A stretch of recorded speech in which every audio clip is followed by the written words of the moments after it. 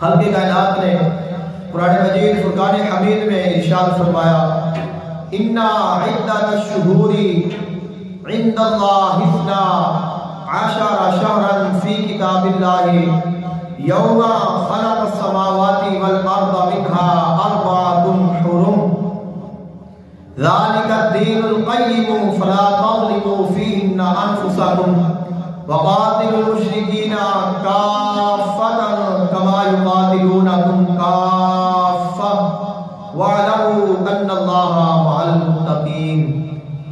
خالق کائنات نے فرمایا بے شک اللہ تعالیٰ دے نزدیک مہینیاں دی تعداد 12 ہے۔ اللہ تعالیٰ نے ایک سال دے وچ 12 مہینے رکھے نے، اور خالق کائنات نے فرمایا یہ ادوں دا ہے جدوں دا اساں زمین و آسمان کو پیدا کیتا ہے، یعنی جدوں دی اللہ نے اس مخلوق نو اس کائنات نو تخلیق فرمایا ہے ادوں دا ہی اللہ نے اس چیز نو وقت دے وچ قید کر دیتا ہے۔ وقت چل رہا ہے، وقت گزر رہا ہے، اور خالق کائنات نے ہر چیز نو وقت دے ارد گرد لا کے کھڑا کر دیتا ہے۔ یعنی اساں نماز پڑھنی ہے تو سب تو افضل نماز وہ ہے جی وقت تے ہوئے، اور جو نماز اساں پڑھنی ہے نماز دی شرائط دے وچ ایک شرط ہے کہ جڑی نماز پڑھ لیا اس نماز دا وقت ہوئے۔ اگر نماز دا وقت نہیں اساں نماز نہیں پڑھ سکتے۔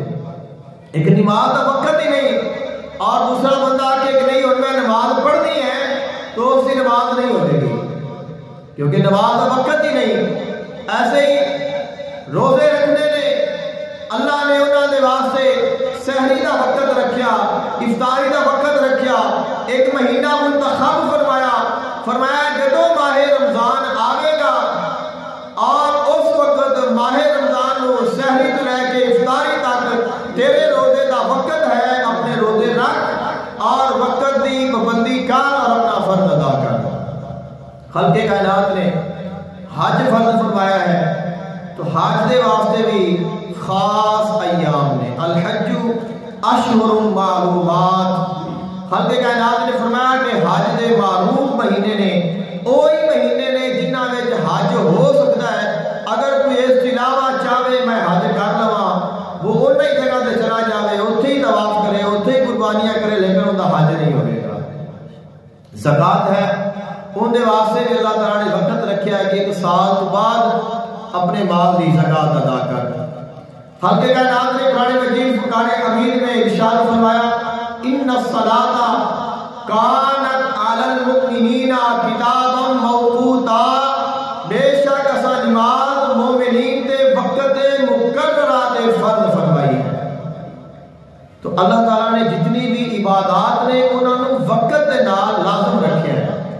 ہر عبادت کا وقت ہے، تو جیڑا انسان فجر دے وقت کی قدر نہیں کرے گا فجر قضا ہو جائے گی، ظہر دے وقت کی قدر نہیں کرے گا تو ظہر قضا ہو گئی، عصر دی وقت کی قدر نہیں کی تھی تو عصر قضا ہو گئی، مغرب دے وقت کی قدر نہیں کی تھی تو مغرب قضا، عشاء دے وقت کی قدر نہیں کی تھی تو عشاء بھی قضا ہے۔ جویں جویں انسان وقت کی ناقدری کرتا جاوے گا اوویں اوویں اس دے کولوں نافرمانیاں ہوندیاں جان گیاں اور وہ اپنے مالک تو دور ہوتا جائے گا، کیونکہ خالق کائنات نے فرمایا میں تہاڈے تے نماز وقت مقررہ تے فرض فرمائی ہے۔ یعنی انسان کو قدر ہوئے کہ ہن میرے مالک کا پیغام آ گیا ہے، لہذا ہن میں اپنے مالک دی بارگاہ میں سجدہ ریز ہونا ہے۔